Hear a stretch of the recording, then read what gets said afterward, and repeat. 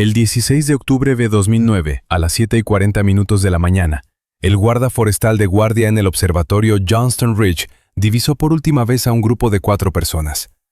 El profesor Lawrence Meyer, de 45 años, y 3 de sus mejores alumnos, Mark, Allison y David, se adentraban en la zona restringida del Monte St. Helens, declarando oficialmente su objetivo de estudiar la recuperación del suelo.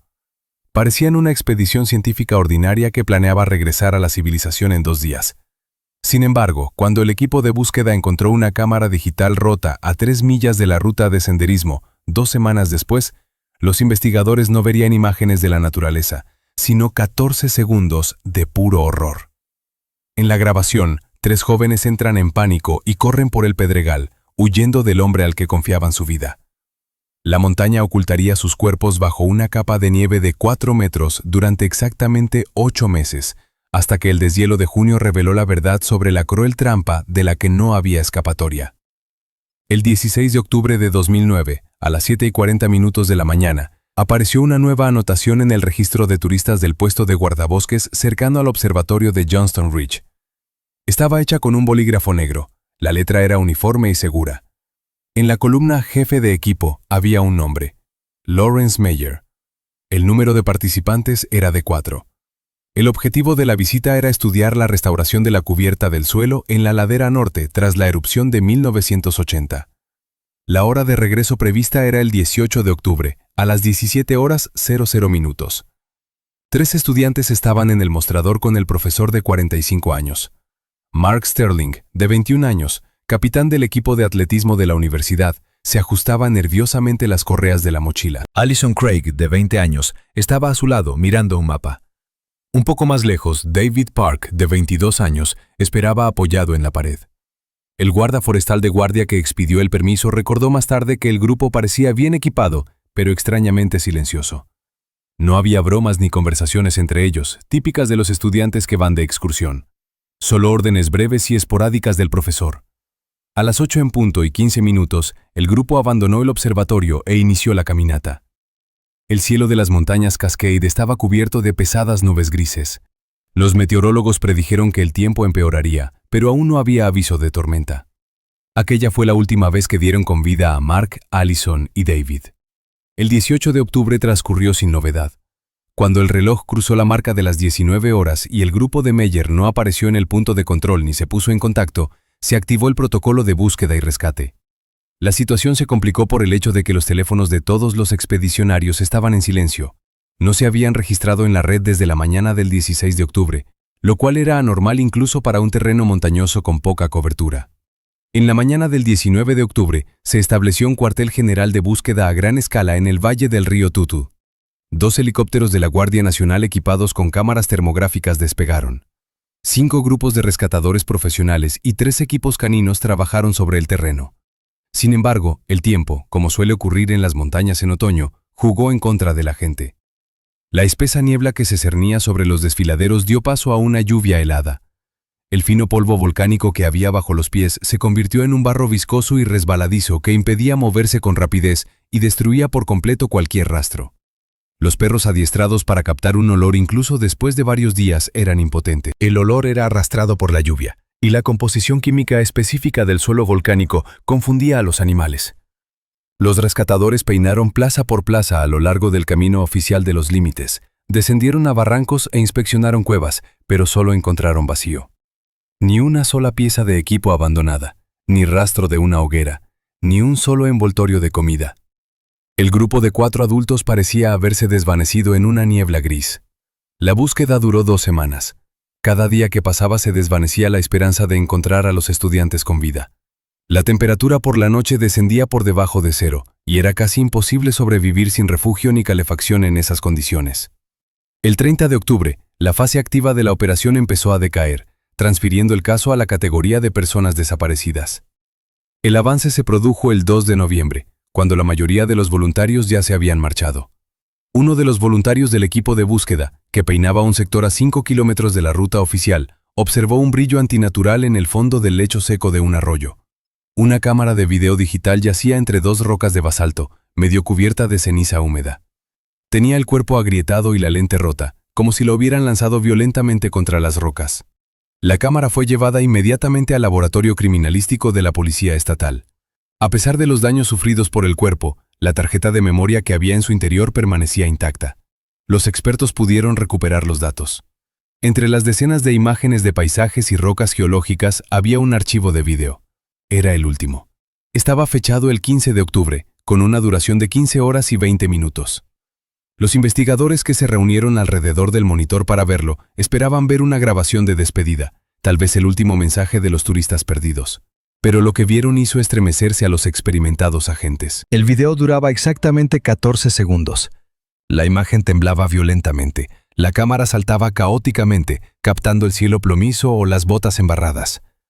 A juzgar por el ángulo, el aparato colgaba del cuello o estaba sujeto al pecho del cámara que corría.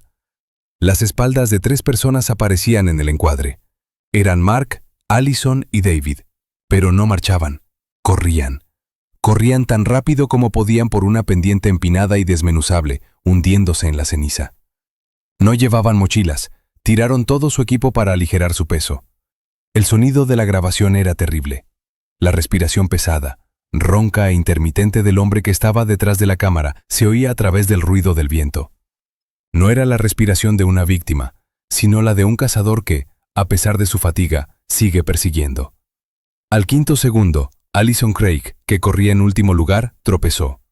Se volvió un momento, directamente hacia el objetivo. Su rostro estaba pálido, distorsionado por una mueca de horror animal. Tenía los ojos muy abiertos y la boca abierta en un grito mudo. No miraba a la cámara, sino a los ojos de la persona que la sujetaba. Gritó algo, pero las palabras se ahogaron en el ruido del viento y el roce de las piedras. La chica se levantó bruscamente e intentó acelerar para alcanzar a los chicos. El cámara no dijo ni una palabra. Siguió corriendo tras ellos, acortando la distancia. Su sombra, larga y fea, se posó un instante sobre la espalda de la chica. En el 12º segundo, el video dio una sacudida. La imagen se volvió del revés. Parpadearon nubes grises, luego contornos oscuros de rocas. Se oyó un sonido sordo y desagradable de plástico golpeando piedras. La cámara se cayó. Los 2 últimos segundos de la grabación mostraron un fotograma inmóvil, un horizonte inclinado y los pies de alguien con pesadas botas de montaña pasando junto al objetivo en dirección a los fugitivos. Luego la pantalla se volvió negra. Junio de 2010, llegó tarde a las montañas Cascade. El invierno pasado había sido uno de los más duros en décadas, con una capa de nieve en la ladera norte del volcán que alcanzaba los 4 metros en algunos lugares. El monte St. Helens, como una caja fuerte gigante, ocultaba a salvo sus secretos bajo una capa de hielo y nieve comprimida. Solo a principios de verano, cuando las temperaturas estables por encima de 0 derritieron las capas de nieve, el volcán empezó a devolver a regañadientes lo que se había llevado 8 meses antes. El 14 de junio de 2010, un grupo de topógrafos dirigidos por Roy Miller recibió permiso para trabajar en un sector cerrado conocido como la Zona Roja. Se trataba de una zona con suelo inestable en la que el acceso de turistas estaba estrictamente prohibido. La tarea del grupo consistía en realizar mediciones de control de la erosión del suelo tras la temporada invernal. El trabajo transcurrió según lo previsto hasta las 11:30. Avanzando por la cresta de uno de los espolones laterales, Miller divisó a través de sus prismáticos un detalle antinatural en el fondo de un profundo barranco situado 300 pies más abajo. Una mancha de color naranja brillante destacaba entre el monótono gris de la ceniza volcánica y el basalto negro. El color era demasiado intenso para ser una formación natural. Podría haber sido un trozo de plástico, una tienda olvidada o una pieza de equipo. Los topógrafos decidieron descender para comprobarlo. El descenso fue difícil. Las laderas se desmoronaban bajo los pies y aún quedaban islas de nieve sucia a la sombra de los peñascos. Cuando el grupo estuvo a menos de 15 metros del fondo del barranco, Roy Miller hizo un gesto a sus colegas para que se detuvieran. Lo que desde arriba parecía basura adquirió de cerca una forma espeluznante. En el fondo de una estrecha grieta de piedra, apoyados en una escarpada pared rocosa, yacían los restos de 3 personas. El tiempo, la humedad y los carroñeros locales habían hecho su trabajo, pero las ropas, hechas de materiales sintéticos modernos, estaban sorprendentemente bien conservadas. Fue el cortavientos naranja brillante de una de las víctimas lo que atrajo la atención de los topógrafos. Los cadáveres yacían en un grupo cerrado, entrelazados unos con otros. Era una postura típica de las personas que mueren de hipotermia. En los últimos momentos de su vida, se acurrucan instintivamente, intentando conservar los restos de calor. Estaban sentados en una especie de círculo con la cabeza apoyada en las rodillas. La visión era tan espeluznante en su silencio que los topógrafos no se atrevieron a acercarse inmediatamente. Miller se puso en contacto con la base por radio e informó del descubrimiento. Se tardó casi un día en evacuar los cadáveres. Los investigadores trabajaron en la escena con sumo cuidado, registrando cada detalle. La identificación de las víctimas no fue difícil. En los bolsillos de sus chaquetas se encontraron carnés de estudiante en fundas de plástico selladas que protegían los documentos de la humedad. Eran Mark Sterling, Allison Craig y David Park, los mismos estudiantes que desaparecieron el otoño pasado. Sin embargo, lo más importante era quién no se encontraba entre ellos. El cuarto cadáver, el del profesor Lawrence Meyer, no se encontró en el barranco. Los cadáveres fueron llevados a la morgue del condado de Cowlitz para que se les practicara una autopsia. El informe de la médico forense jefe, la doctora Sarah Jenkins, estuvo listo 48 horas después. La causa oficial de la muerte de los tres fue la misma, hipotermia profunda. Murieron congelados cuando su temperatura corporal descendió a niveles críticos. Sin embargo, un examen detallado de los huesos reveló hechos que cambiaron el caso de accidente a triple asesinato. Los expertos encontraron una grave lesión de por vida en el cuerpo de David Park, de 22 años. Tenía el cúbito izquierdo fracturado. La naturaleza de la fractura indicaba que el golpe había sido infligido por un objeto contundente y pesado, con gran fuerza. Fue una típica lesión en defensa propia. El tipo levantó el brazo por reflejo para protegerse la cabeza del golpe. Los huesos de los dedos de las tres víctimas presentaban numerosas heridas por raspado y faltaban placas unguiales. Al microscopio se encontraron partículas de basalto en las heridas. Habían estado tirando de las piedras con las manos desnudas, intentando salir, hasta que el frío les quitó las últimas fuerzas. Paralelamente al trabajo de los patólogos, un equipo de forenses dirigido por el detective Harrison realizó un examen detallado del lugar donde se encontraron los cadáveres. El barranco que se convirtió en la tumba de los estudiantes tenía una estructura geológica específica. Era el llamado Cañón Ciego, una depresión natural con 3 paredes escarpadas de más de 6 metros de altura. La única salida de esta trampa era a través de una estrecha boca que se elevaba suavemente hacia la meseta principal. Fue esta salida la que se convirtió en la clave de la solución. El paso estaba completamente bloqueado por un montón de piedras. A primera vista parecía un derrumbe ordinario causado por la erosión. Pero un geólogo experimentado que participaba en la investigación se dio cuenta de lo antinatural de la estructura. Las grandes rocas estaban colocadas demasiado densamente, formando una barricada artificial. Se encontraron arañazos y astillas características en la superficie de algunas de las piedras, que pesaban más de 100 libras.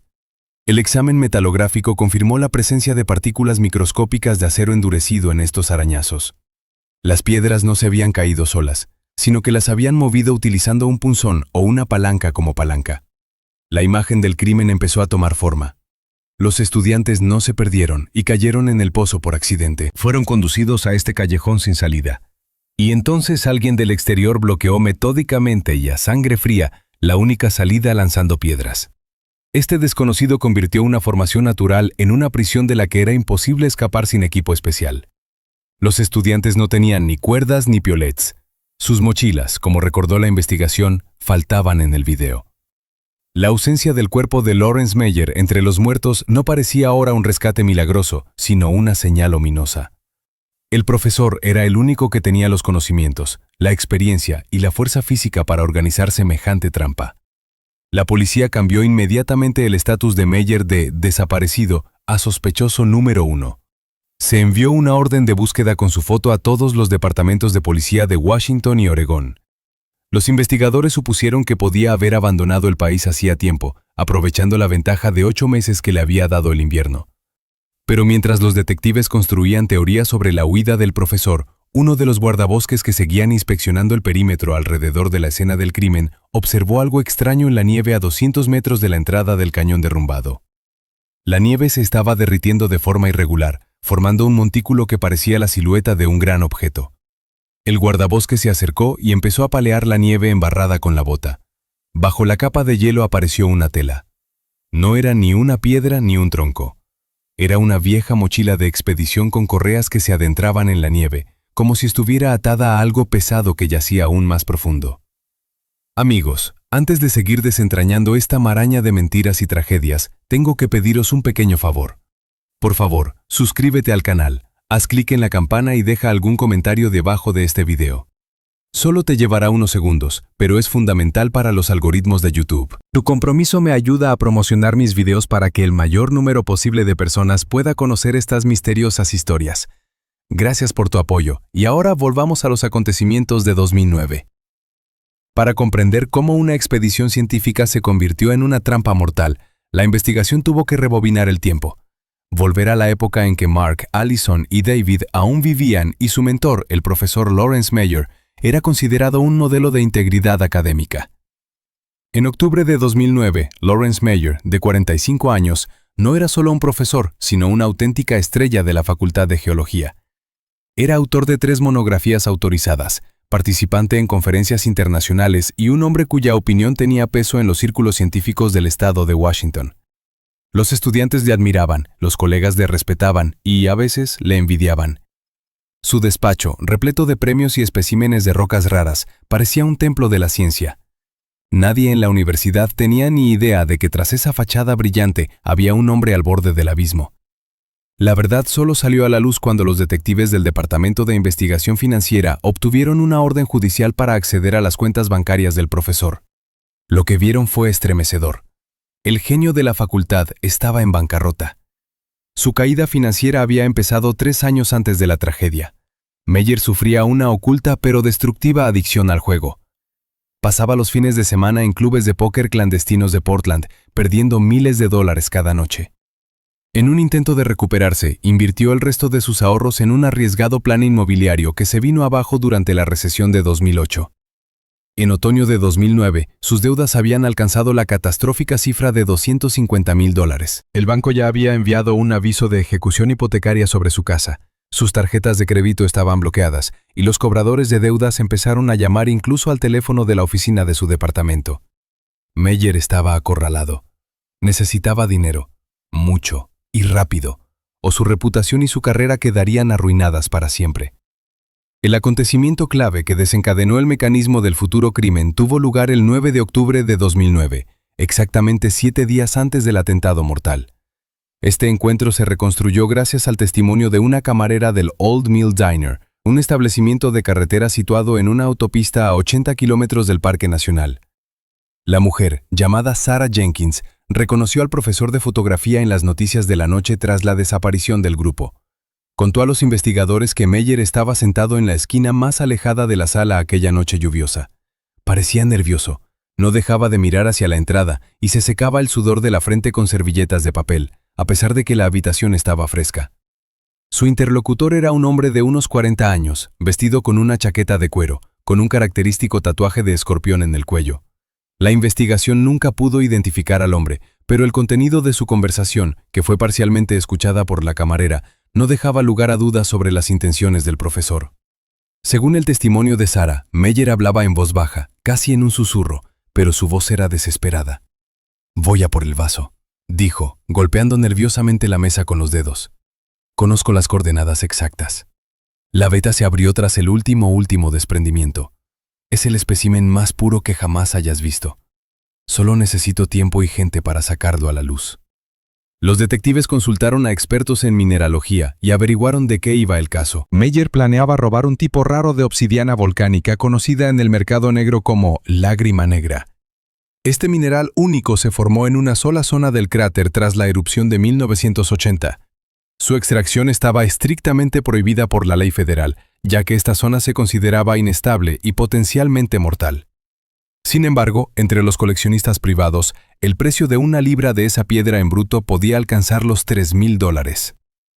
El profesor conocía el yacimiento, cosa que otros no sabían, y lo vio como la única forma de salir del agujero de la deuda.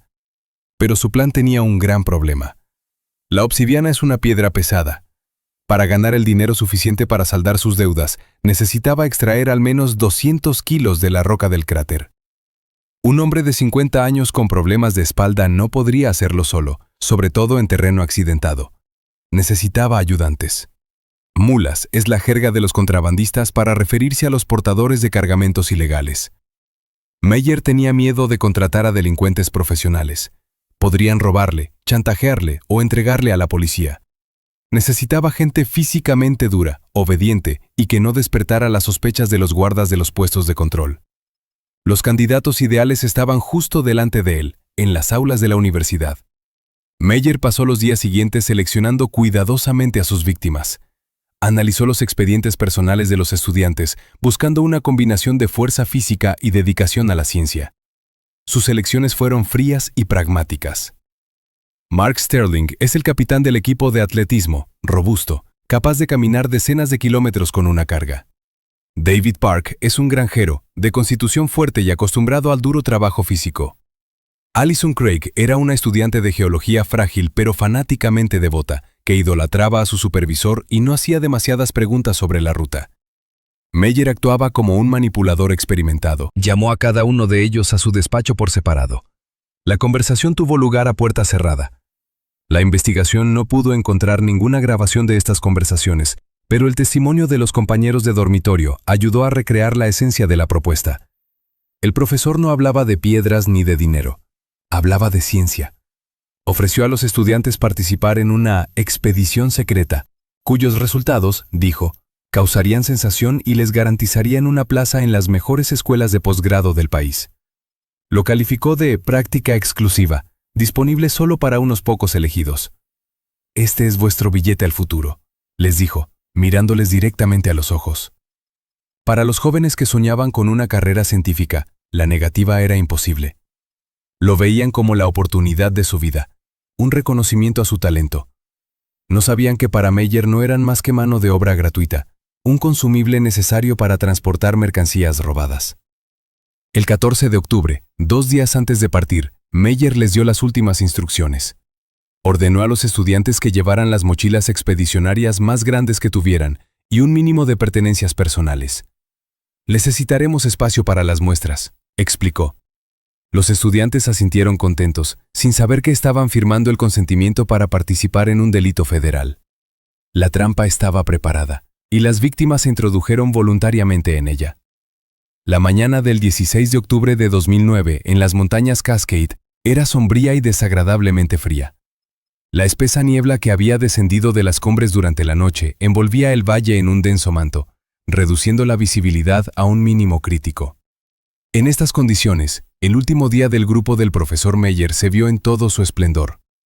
A las 5:30 de la mañana, las cámaras de videovigilancia del vestíbulo del motel de carretera Pineview Lodge captaron a 4 figuras caminando hacia el comedor. Era el único establecimiento en un radio de 20 millas que servía el desayuno temprano, por lo que la sala estaba casi vacía.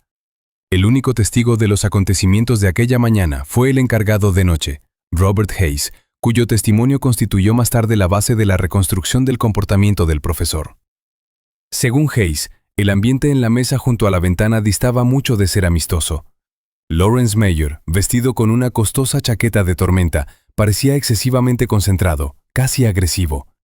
No tocaba su comida, solo hacía girar nerviosamente una taza de café negro entre sus manos, mirando constantemente su reloj de pulsera. Los estudiantes, Mark, Alison y David, comían en silencio, sin atreverse a mirar a su tutor. Estaba claro que la jerarquía universitaria habitual se había transformado en algo más rígido, que recordaba a la cadena de mando de un ejército. El episodio clave que aisló definitivamente al grupo del mundo exterior ocurrió a las 5:50. Hayes, que estaba limpiando la barra, fue testigo involuntario de una extraña escena. El profesor Meyer sacó de su bolsillo interior una bolsa gruesa y cerrada con un candado de plástico y la colocó en el centro de la mesa.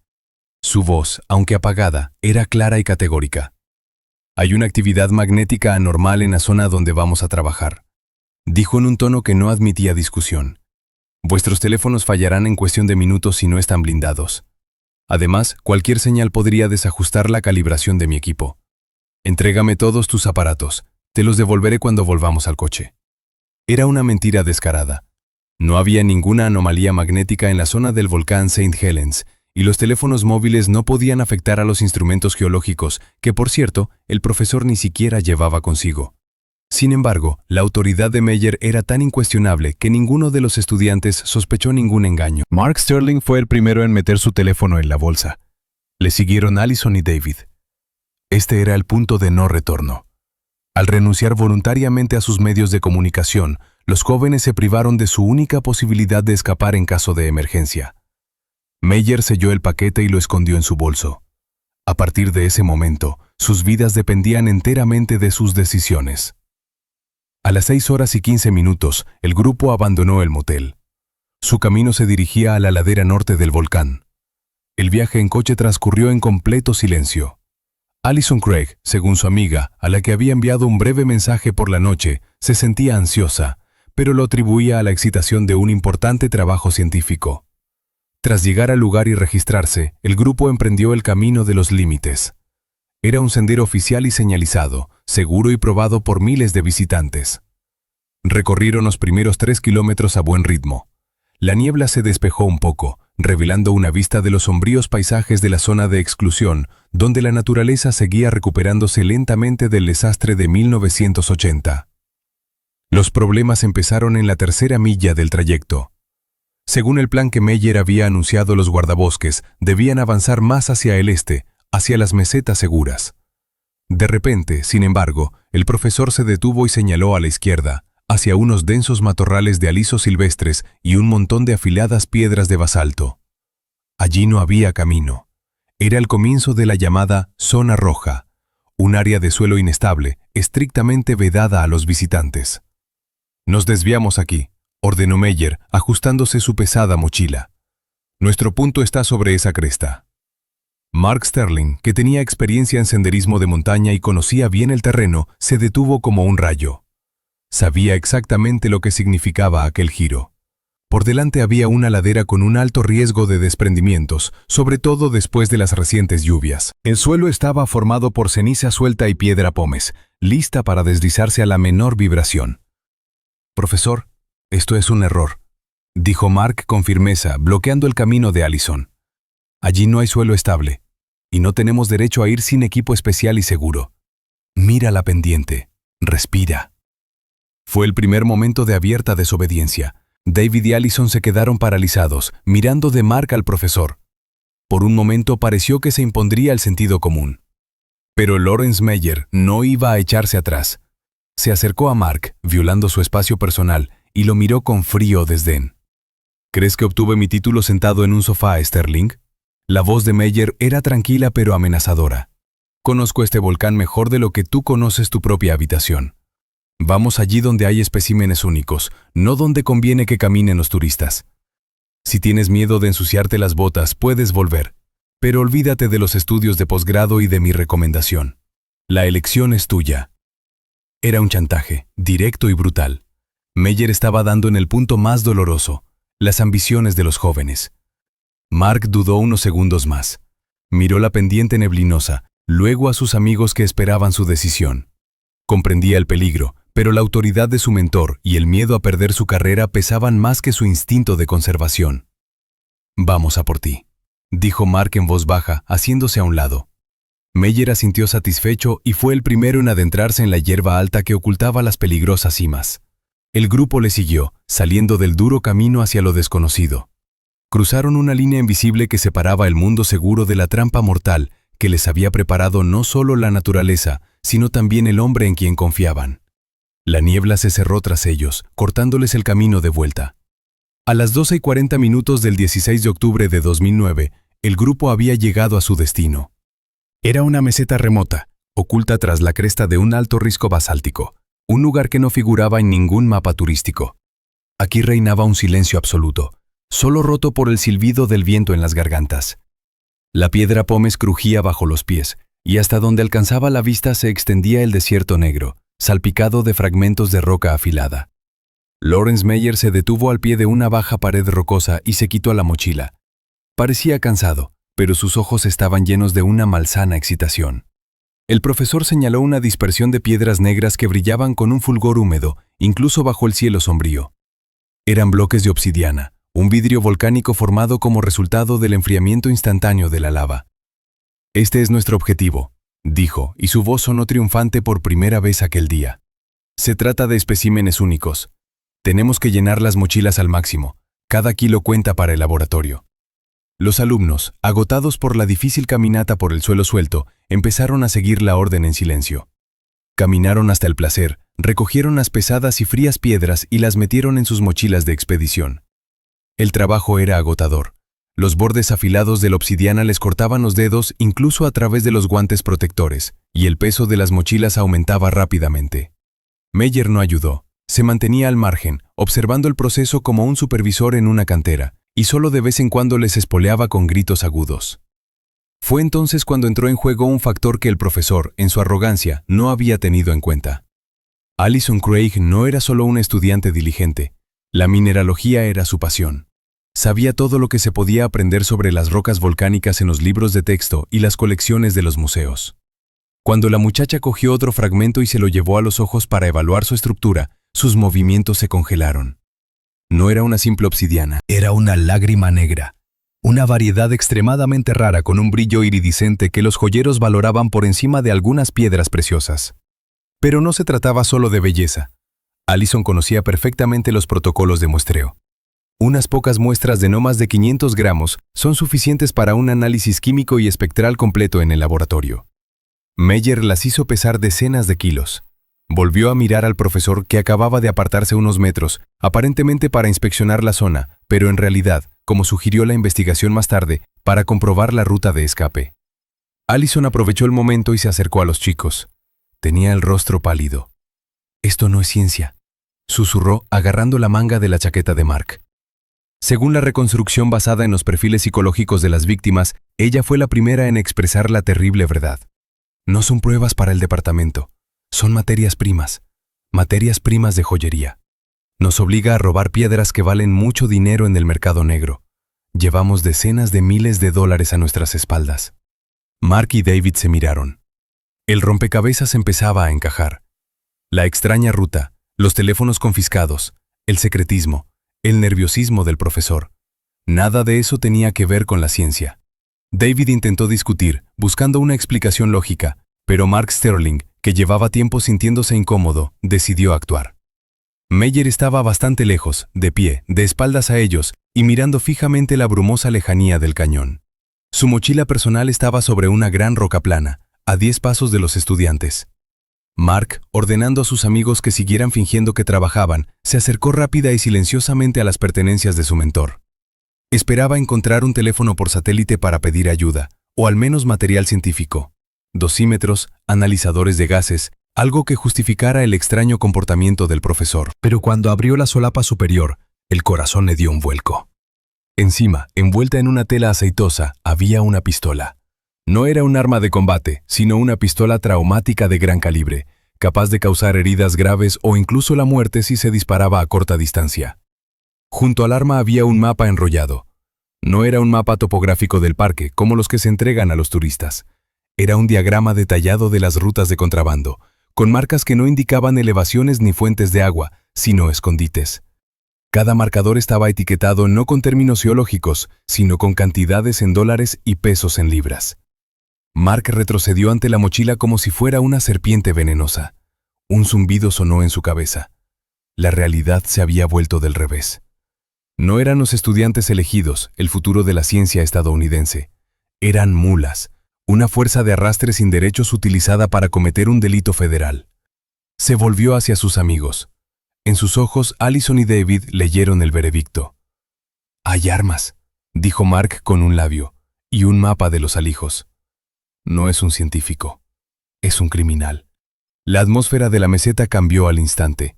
El viento frío parecía ahora el aliento helado de la muerte. Los estudiantes se dieron cuenta de que estaban atrapados. El hombre que les había traído aquí estaba armado y acorralado por sus deudas. No podía permitir que se marcharan y contaran lo que habían visto. Los testigos en estos casos son un camino directo a la cárcel. Si se negaban a llevar la carga o intentaban escapar, Meyer no se detendría ante nada. Se han convertido en un peligroso lastre para él. Mark aún no había cerrado la mochila del profesor cuando oyó el crujido de la grava a sus espaldas. Lawrence Meyer regresaba. Caminaba despacio, con las manos en los bolsillos de la chaqueta. Ya no llevaba la máscara de científico preocupado. Vio dónde estaba Mark. Vio que tenía la mochila abierta y sonreía con esa terrible y vacía sonrisa de un hombre que ya no tiene nada que perder. «Creo que ya hemos terminado con la parte de la conferencia», dijo en voz baja. Su voz sonaba más fuerte que un trueno. Y ahora vamos a trabajar. Y no te aconsejo que hagas ninguna estupidez. Dio otro paso, y su mano derecha se llevó lentamente la mano al cinturón, donde podría haber otro argumento a favor de la obediencia escondido bajo la chaqueta. Mark, Allison y David se quedaron helados, sabiendo que el siguiente segundo decidiría si saldrían vivos de aquella montaña. El enfrentamiento en la meseta culminó a las 13:15 del 16 de octubre de 2009. Es esta hora la que los expertos consideran el punto de no retorno, el momento en que la presión psicológica se convirtió en una lucha física por la supervivencia. El viento frío que soplaba del norte a 50 km por hora amortiguaba las palabras, pero el lenguaje de signos era claro incluso sin sonido. Lawrence Meyer se situó a 10 pasos del grupo. Notó el cambio de inmediato. Las mochilas que los estudiantes habían estado llenando de obsidiana de contrabando hacía un minuto estaban tiradas en el suelo, a los pies de Mark y David. Estaban vacías. Era un acto de rebelión abierta. Pero lo que era aún más peligroso para el profesor era lo que vio en las manos de Mark Sterling, su propio mapa con los escondites. En ese momento, la máscara de mentor benévolo se desprendió por fin. Meyer se dio cuenta de que su plan había quedado al descubierto. No había vuelta atrás. Si los tres bajaban y llegaban al puesto de guardabosques, su vida acabaría en una prisión federal. El miedo a las deudas y a la cárcel se transformó en la agresividad de un animal acorralado. No sacó la pistola de la mochila. Habría tardado unos segundos preciosos, y disparar en las montañas podría haber atraído una atención innecesaria de otros grupos, si es que había alguno en unos pocos kilómetros a la redonda. En su lugar sacó de una presilla de su cinturón un pesado martillo geológico, con un mango totalmente metálico y un pico puntiagudo. Era una herramienta capaz de partir basalto, pero en manos de un hombre furioso, se convertía en un arma mortal de combate cuerpo a cuerpo. «¡Recoged la carga!», fue probablemente lo que gritó Meyer mientras avanzaba hacia los estudiantes. Tenía la cara enrojecida por la ira y las venas del cuello hinchadas. Acortó la distancia con confianza, valiéndose de su masa y de la experiencia de moverse sobre el pedregal. Los alumnos que veían por primera vez a su maestro en semejante estado estaban entumecidos. Era un efecto de choque clásico. Sus cerebros se negaban a creer que el hombre que ayer les había dado una conferencia sobre las placas tectónicas estuviera dispuesto a romperles la cabeza hoy.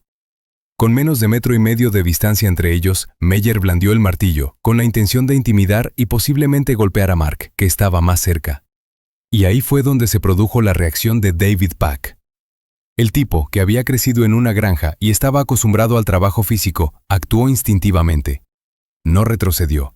Se lanzó hacia adelante y empujó al profesor contra su pecho con ambas manos. Meyer, que no esperaba resistencia, perdió el equilibrio sobre la grava suelta. Agitó los brazos y cayó pesadamente de espaldas, dejando caer el martillo, que voló a varios metros de distancia. Era una oportunidad, la única oportunidad. ¡Corred!, gritó Mark. Los tres se echaron a correr. No podían correr hacia el sendero, porque Meyer estaba bloqueando el camino hacia la suave pendiente al caer. El instinto les impulsó en la dirección opuesta, hacia una empinada ladera cubierta por una profunda capa de ceniza volcánica. Era la peor decisión posible, pero el pánico no dejaba margen para la táctica. Meyer se levantó con sorprendente rapidez para un hombre de su edad. La caída no hizo más que avivar su rabia. Agarró el martillo, pero en lugar de precipitarse hacia él, hizo algo extraño y a la vez lógico para su retorcida mente. Su mano izquierda pulsó el botón de grabación de la cámara digital que colgaba de su pecho. La luz roja empezó a parpadear. Los investigadores suponen que, en su estado de afectación, Meyer decidió grabar el ataque de los estudiantes. Quizá pensaba utilizar el video como prueba de que le habían atacado primero, le habían dejado herido en las montañas, o quería tener material de chantaje si conseguía recuperarlos. O simplemente olvidó apagar la cámara, que había activado durante la demostración de las muestras. En cualquier caso, comenzó la grabación de aquellos fatídicos 14 segundos. La persecución no fue un sprint. Fue una penosa escalada por una superficie que parecía arena movediza. Los estudiantes estaban calados de ceniza hasta los huesos. Cada paso requería un esfuerzo titánico. Allison, que había corrido en último lugar, empezó a quedarse rezagada. Su respiración era agitada, sus pies resbalaban. Meyer las persiguió en silencio. En el video que se encontraría más tarde, solo se oía su respiración pesada y áspera. No gritó amenazas. Se limitó a seguirlas como una fuerza ineludible. Conocía esta ladera. Sabía que no había escapatoria más allá de la cresta por la que subían los estudiantes.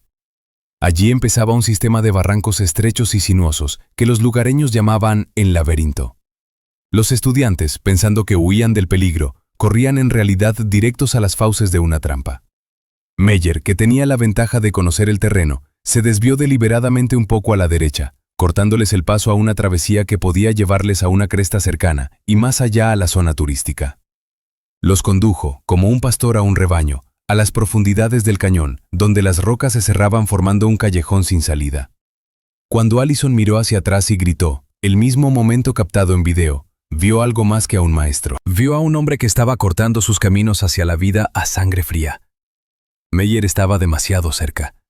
La cámara cayó de las manos del profesor al tropezar con un afloramiento rocoso, intentando agarrar a la chica por la capucha de su chaqueta. El golpe contra el suelo detuvo la grabación, pero no la persecución. Meyer, dejando la cámara tirada en el lecho del río, continuó la presión. Los estudiantes atravesaron una cresta y vieron frente a ellos un estrecho barranco con altas paredes. Pensaron que era un buen lugar para esconderse o tomar posiciones defensivas. No sabían que este barranco no tenía paso. Corrieron hacia el interior, con la esperanza de alejarse del perseguidor que ya había aparecido en la cresta detrás de ellos, silueteado contra el cielo plomizo. Lawrence Meyer se detuvo en la cima. Ya no tenía prisa. Había visto por dónde habían ido y sabía que no había salida. Ahora solo tenía que dar el último paso para cerrar la jaula. A las 13:45 del 16 de octubre de 2009, la caótica persecución por las laderas del Monte Santa Elena llegó a su fatal final.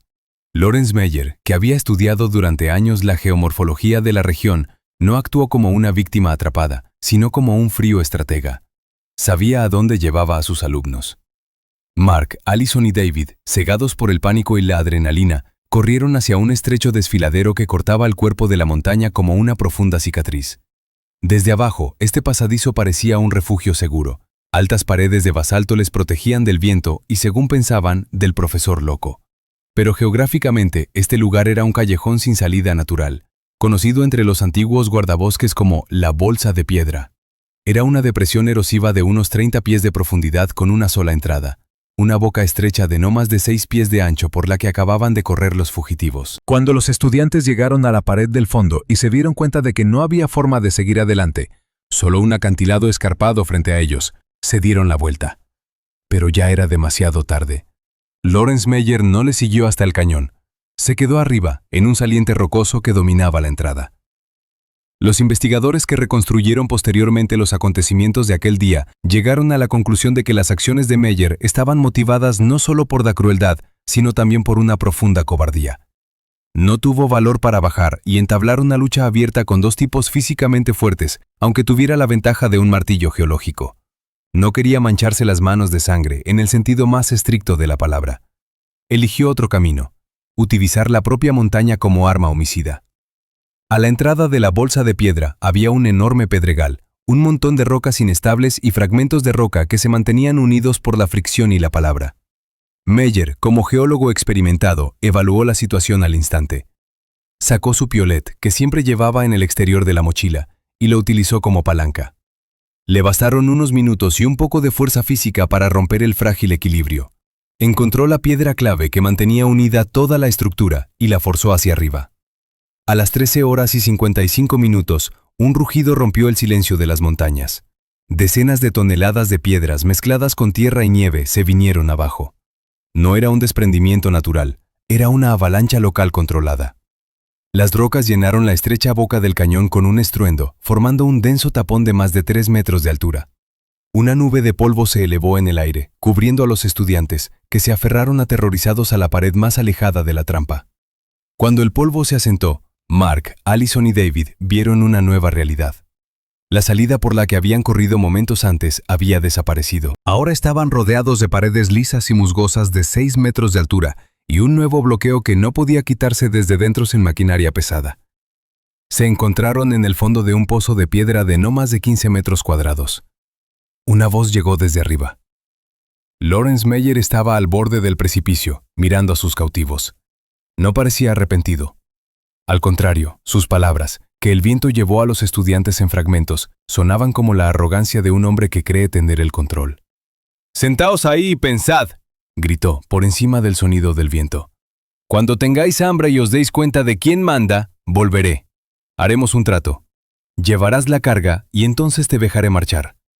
Era una mentira, con la que quizá intentaba tranquilizar su propia conciencia. No iba a dejarles marchar. Simplemente estaba posponiendo el problema, dejando el trabajo sucio a la naturaleza. Meyer estaba convencido de que una noche en el frío barranco les haría obedientes. Dio media vuelta y desapareció por la cresta, dejando a los estudiantes sin comida, sin ropa de abrigo, sus chaquetas eran ligeras, diseñadas para el movimiento activo, sin mochilas y sin esperanza.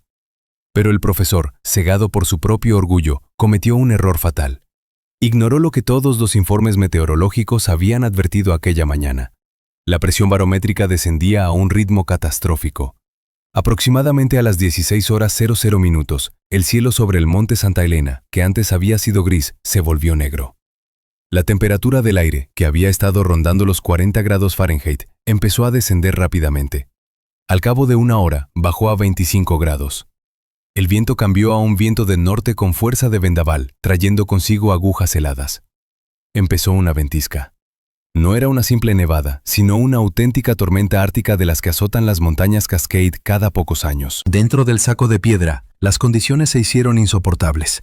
Los muros de piedra, que antes protegían del viento, ahora se habían convertido en cámaras frigoríficas. Los estudiantes, encerrados en un espacio reducido, no tenían forma de calentarse moviéndose. Se acurrucaron unos contra otros, pero el frío les calaba hasta los huesos. Mark intentó organizar un intento de fuga. Intentaron construir una pirámide viviente, apoyándose en los hombros de los demás para alcanzar el borde de la pared. Pero el basalto resbaladizo, cubierto de una costra de hielo, no les daba ninguna posibilidad de agarrarse. David se rascó los dedos hasta que le sangraron, intentando encontrar un punto de apoyo, pero cada vez se caía. Allison lloraba, sus fuerzas se derretían más deprisa que las de los chicos. Mientras tanto, Lawrence Meyer, que ya bajaba hacia su coche, también sentía el aliento de la tormenta. La nieve le cegaba los ojos y el viento le derribaba. Pensaba que estaba castigando a los alumnos, pero en realidad estaba firmando una sentencia de muerte para algo más que ellos. La naturaleza, a la que intentaba utilizar como cómplice, no reconocía a los maestros. La cortina de nieve se espesaba por momentos, ocultando tanto la trampa con los estudiantes como la solitaria figura del profesor, que avanzaba lentamente cojeando a través de la tormenta con una pesada mochila a sus espaldas, bajo un sudario blanco. La noche caía sobre la montaña, y esta noche prometía ser eterna. El 17 de junio de 2010, 72 horas después de que los cuerpos de Mark, Allison y David salieran a la superficie, la operación de búsqueda en la zona de St. Helens entró en su fase final. La policía estatal, con pruebas de un triple asesinato en la mano, amplió su búsqueda para encontrar al principal sospechoso. Se buscaba a Lawrence Meyer como fugitivo, comprobando aeropuertos y fronteras, pero los detectives sobre el terreno insistieron en comprobar los sectores circundantes. La pista estaba mucho más cerca de lo que nadie podía suponer. Un grupo de guardabosques que inspeccionaba el escarpado terreno al pie de la cordillera Harry Ridge, situada a solo 3 kilómetros al este de donde murieron los estudiantes, divisó un extraño objeto en una profunda grieta rocosa. A 6 metros de profundidad, entre el afilado basalto, estaba el cuerpo de un hombre. Era Lawrence Meyer. No huyó a México para gastarse el dinero de la venta de minerales únicos. Permaneció en la montaña durante todos aquellos 8 meses, compartiendo el frío destino de sus víctimas. La inspección de la escena y el posterior examen forense nos permitieron recrear las últimas horas de la vida del profesor con escalofriante exactitud. La muerte de Meyer se produjo en la noche del 16 al 17 de octubre de 2009, la misma noche en que sus alumnos se congelaban en la trampa de piedra. La causa de su muerte fue un acto de suprema ironía, casi mística. El profesor aún llevaba a la espalda una enorme mochila de expedición. Cuando el equipo forense cortó la tela rígida, cayó aquello por lo que había destruido 4 vidas. 70 libras de lágrima negra, una rara obsidiana volcánica. Los expertos han establecido que Meyer, dejando atrapados a los estudiantes, intentó bajar a su coche por el camino más corto a través de la cresta de Harry, pero no tuvo en cuenta el deterioro del tiempo. Cuando estalló la tormenta, la visibilidad se redujo a 0. En una pendiente resbaladiza, bajo el peso de su mochila, perdió el equilibrio. La caída fue fatal. Meyer sufrió una fractura abierta de la tibia de la pierna derecha. No podía andar, pero lo peor fue que ni siquiera en esa situación se había quitado la mochila. Las huellas en la nieve, conservadas bajo una capa de hielo, mostraban que intentaba arrastrarse, arrastrando 70 libras de piedras. Su avaricia le había inmovilizado literalmente contra el suelo. Si hubiera soltado las correas y se hubiera deshecho de la carga, habría tenido la oportunidad de llegar a la zona donde tenía cobertura de móvil o encontrar refugio. Pero eligió las rocas. Murió congelado en pocas horas, agarrado a las correas de la mochila con los dedos azules. Se encontró una pistola de bengalas en su bolsillo, pero nunca la utilizó, probablemente temiendo que los rescatadores vieran su presa. También resultaba irónico que la cámara digital que se le había caído accidentalmente mientras perseguía a los estudiantes se hubiera convertido en su principal acusadora, incluso antes de que se encontrara el cadáver. 14 segundos de video explicaron a la investigación cómo ocurrió, y 70 kilos de cristal en la mochila del profesor muerto explicaron por qué. El caso del Grupo Meyer se cerró oficialmente el 20 de junio de 2010. Las piedras, que valían decenas de miles de dólares en el mercado negro, están ahora almacenadas en la sala de pruebas como carga no deseada.